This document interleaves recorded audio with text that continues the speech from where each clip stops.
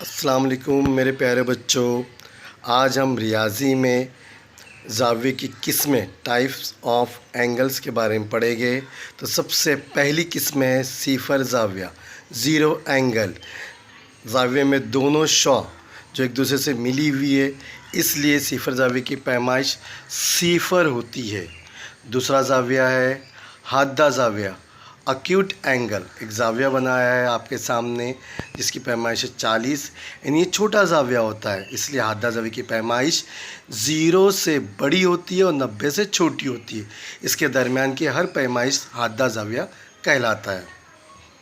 تیسرا زاویہ ہے زاویہ قائمہ، رائٹ اینگل۔ اس کی پیمائش 90 ہوتی ہے، فکس 90، نہ ایک زیادہ نہ ایک کم، پرفیکٹ 90 پیمائش کا قائمہ زاویہ ہوتا ہے۔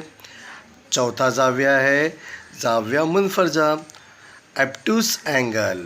یہ دیکھو ایک زاویہ بنا ہے، 120 پیمائش لکھا گیا ہے، یعنی کہ یہ زاویہ جو منفرجہ زاویہ ہوتا ہے 90 سے بڑا اور 180 سے چھوٹا ہوتا ہے، اور اس کے بیچ میں کی ہر پیمائش منفرجہ زاویہ کی ہوتی ہے۔ اب آپ کے سامنے آ رہا ہے مستقیم زاویہ، اسٹریٹ اینگل۔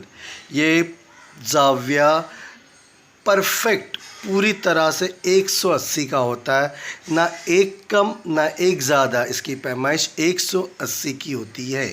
اب آپ کے سامنے جو زاویہ آ رہا ہے اس کا نام ہے مقررہ زاویہ، جسے ریفلیکس اینگل بولتے ہیں۔ دیکھو آپ کے سامنے ایک زاویہ بنا ہے، اس کی پیمائش میں نے 240 لکھی ہوئی ہے۔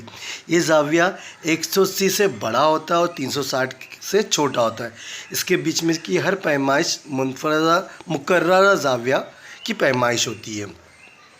آخری زاویہ ہے سالم زاویہ، جسے کمپلیٹ اینگل بولتے ہیں۔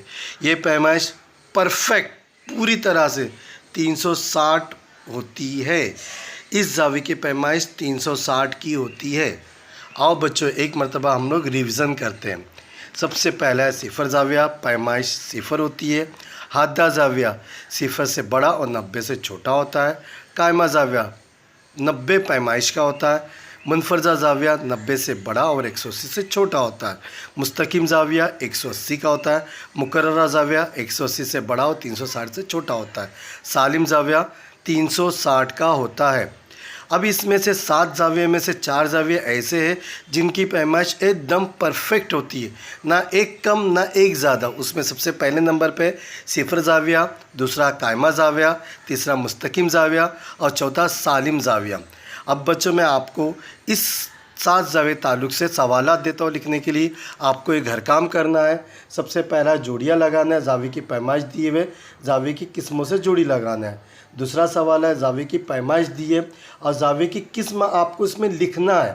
اور تیسرا سوال جو آپ کے سامنے ہے، شکل بنی ہوئی ہے اور شکل کو دیکھ کر آپ کو زاویے کی قسم کو لکھنا ہے۔ پیمائش کا اندازہ ہو جائے گا تو زاویے کی قسم بھی آپ لکھ سکتے ہیں۔ بچوں انشاءاللہ آگے والے ویڈیو میں دوبارہ ملاقات ہوگی، تب تک کے لیے شکریہ۔